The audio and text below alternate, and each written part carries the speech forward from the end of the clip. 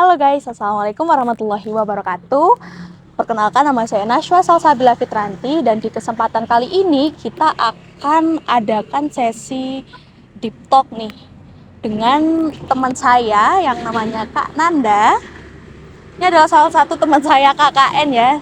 Hari ini saya ajak ngobrol-ngobrol nih tentang sesuatu yang mungkin berat awalnya, tapi akhirnya juga uh, kita mengerti bahwa ternyata ini ya alasannya. Nah, kayak gitu. Oke Kak Nanda, Ya, di sesi Deep Talk kali ini kita akan cerita-cerita nih soal momen yang menurut kakak tuh berat, tapi akhirnya bisa dilalui dengan baik sekali dan bahkan lebih baik dari harapan kita. Ada nggak sih momen-momen itu yang kayak gitu? ada sih Kak. Ini saya mulai dari mana ya ceritanya kira-kira? Mulai dari gimana nih awal mulanya kok bisa ada momen itu kayak gitu. Gitu. Mungkin saya sedikit cerita bahwasanya dulu itu sebenarnya sebelum jauh di titik ini, saya itu pernah mempunyai cita-cita atau mimpi bahwasanya setelah nanti saya lulus dari SMP atau sekolah menengah pertama ya, saya tuh pengennya masuk di sekolah menengah kejuruan. Karena apa? Orientasi saya pada saat itu langsung kepada ranah profesi atau bekerja. Nah, dari situlah saya itu punya satu tujuan atau satu mimpi saya di salah satu sekolah di Kota Kediri tentunya. Nah, setelah nanti saya di sekolah tersebut, harapannya saya bisa melanjutkan di jenjang perguruan tinggi sesuai dengan impian saya. Akan tetapi mungkin Allah berkehendak lain ya. Nah, dari situ itu saya nggak masuk di atau nggak keterima di sekolah impian saya karena memang mungkin aspek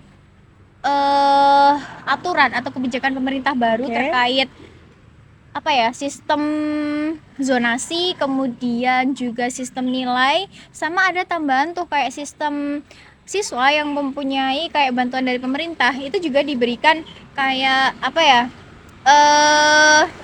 Kuota juga. ya kuota di situ. Jadi kayak saya tuh kalahnya di sistem itu Kak. Jadi ada tuh teman saya yang mohon maaf nilainya itu kiranya berada di bawah saya, akan tetapi dia masuk di jurusan yang memang saya inginkan di situ. Akan tetapi kenapa saya kok tidak keterima padahal justru nilai saya itu berada di atas dia, seperti itu kan. Nah, dari situ mungkin saya sedikit kecewa juga kenapa sekolah ini ataupun pemerintah itu menerapkan kebijakan yang tidak seharusnya seperti itu. Tapi mungkin di situ pemikiran saya belum jauh ataupun belum luas ya terkait hal-hal tersebut. Terus kemudian saya bingung nih harus sekolah di mana, sedangkan sekolah-sekolah yang lain itu umumnya pendaftaran itu sudah ditutup. Nah, akhirnya mau nggak maulah saya sekolah di salah satu sekolah swasta seperti itu. Nah, padahal ya Kak ya, saya itu dari dulu mempunyai prinsip bahwasanya kalau saya nanti sekolah atau melanjutkan jenjang pendidikan itu nggak mau di salah satu sekolah atau pendidikan lembaga yang swasta, karena mohon maaf sebelumnya apa ya, memang dulu pemikiran saya tuh belum jauh di ranah seperti itu, jadi saya ngecap atau menilai pendidikan ataupun lembaga swasta itu masih belum di ranah baik, karena kan memang ya belum luas ya pemikirannya seperti itu. Akhirnya saya masuk di salah satu sekolah swasta yang mana memang belum saya inginkan atau sama sekali tidak saya inginkan. Nah, setelah masuk di situ tuh 3 hari Kak, 3 hari tuh saya kayak nggak nerima sekali gitu loh.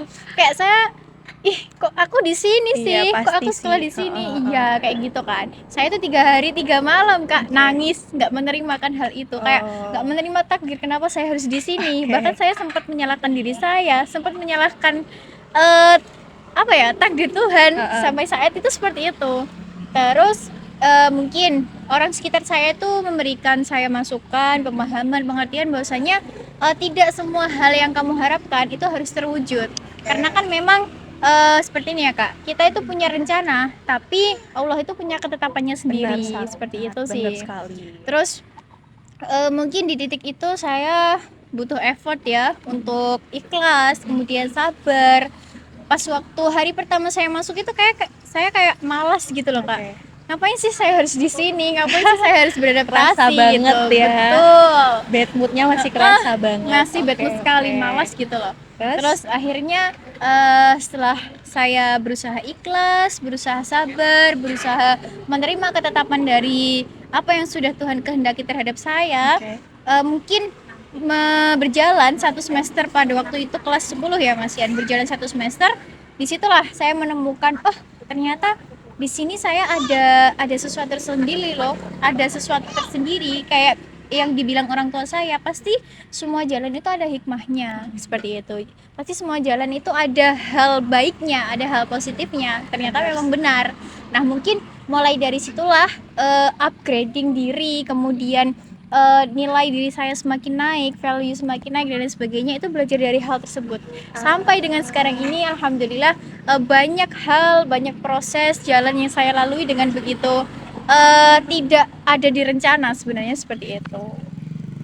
Oke, menarik sekali ya ceritanya Kak. Wah, gila banget sih. Kalau saya mungkin seminggu tuh masih menangis Bombay. Karena memang setidak diinginkan itu setidak ya Kak ya. diinginkan itu. Mm-mm. Oke. Kalau boleh aku tanggapi ya Kak, Iya. sebenarnya tuh dari situ tuh kamu sudah berada di makom sabar. Tahu nggak makom itu apa? Kayak apa itu Kak? Makom itu semacam tingkatan spiritual kita atau perjuangan kita lah melawan semua ketidaksukaan, melawan semua rasa nafsu hanya untuk mendekatkan diri kita kepada Allah. Nah, mungkin eh, mungkin semua orang itu kayak belum tentu bisa menerapkan makom-makom ini karena harus ditempuh dengan perjuangan. Nah, dari itu secara tidak langsung kakak juga sedang berjuang untuk disabar-sabarin lah kayak gitu. Iya. Benar? Benar, sangat benar sekali. Selain itu, secara tidak langsung kakak juga sudah berada di makom ridho. Seperti apa itu? Dimana tuh kita sudah ikhlas, sudah ridho dengan semua ketetapan Allah yang udah yang udah dikasihkan kepada kita, semua ketetapan Allah, semua takdir Allah, meskipun itu bukan keinginan kita, bukan harapan kita, bahkan bukan doa kita. Bener nggak? Iya, sangat benar sekali sih Kak.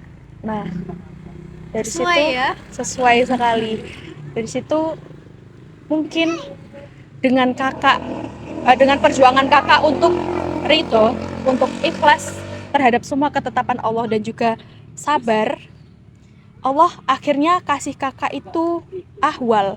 Ahwal itu adalah anugerah dari Allah, mungkin berupa bahagia, berupa rasa sedih, rasa syukur, dan lain sebagainya. Nah, di sini mungkin akhirnya kakak mendapatkan ahwal ini, yaitu ahwal bahagia, karena sudah karena mengerti, oh ternyata akhirnya kayak gini, dan ini kayak membuat kakak tuh bersyukur juga kayak gitu. Oke. Alhamdulillah ya Kak ya. Iya, Jadi ada apa ya tadi? Makomnya? makomnya ridho, karena sudah meskipun awalnya dengan berat hati kakak menerima ketetapan ini, tapi akhirnya ikhlas, ridho dengan semua ketetapannya, dan juga sabar menghadapi semua ketetapan yang mungkin bukan keinginan kakak atau harapan kakak gitu. Dan pada akhirnya dengan kakak berjuang melawan semua itu, berjuang dengan makam-makam itu, kakak mendapatkan ahwal dari Allah, yaitu berupa rasa bahagia ketika akhirnya kakak di sekolah yang sangat kakak tidak inginkan itu, kakak bisa berkembang, kakak bisa bisa apa tadi kak? Menemukan titik proses sampai sekarang itu Nah, itu. Dan itu pasti membuat kakak bahagia kan? sangat, Dan alhamdulillah. tentu rasa syukur itu pasti tidak rasa syukur itu pasti terasa banget lah pokoknya. Benar-benar deep banget di sini, bisa bisa dijadikan kisah perjalanan tuh, oh ternyata saya mulainya dari ini loh gitu. Iya, mungkin itu adalah buah dari usaha kakak untuk ridho dan sabar itu tadi. Oke. Nah, oke, sudah. Mungkin itu aja sih Kak Oke. ceritanya. Terima kasih ya Kak Iya, sudah mau aku sama-sama. ajak Deep Talk. Semoga Sama-sama. Deep Talk ini bermanfaat untuk kita semua. Amin, Jadi amin, kayak dari Deep Talk ini kita bisa ambil pelajaran bahwa mungkin apa yang kita harapkan itu, apa yang kita minta kepada Tuhan belum tentu apa yang kita butuhkan, Iya. atau apa yang kita inginkan itu belum tentu baik juga buat kita. Betul. Dan Mau menambahin satu ya Kak ya. oke. Mungkin ini juga dibuat pelajaran kita semua, khususnya anak muda ya. Kalau misal punya harapan, punya cita-cita yang mungkin tidak terwujud atau belum sempat terwujud, mungkin itu tadi kita itu punya rencana. Oke. Akan tetapi yang punya ketetapan itu adalah Allah. Seperti itu. Benar banget. Berarti kita boleh meminta, kita boleh berharap, kita boleh berusaha untuk mewujudkan harapan itu. Tapi kita juga tidak boleh tidak boleh lupa bahwa Allah itu yang punya ketetapan. Iya, gitu. betul sekali. Takdir itu Allah yang kasih untuk kita. Betul. Oke. Cukup? Cukup? Oke teman-teman, itu tadi adalah sesi Deep Talk saya dengan Kak Nanda. Semoga bermanfaat. Kurang lebihnya mohon maaf. Wassalamualaikum warahmatullahi wabarakatuh. Sudah.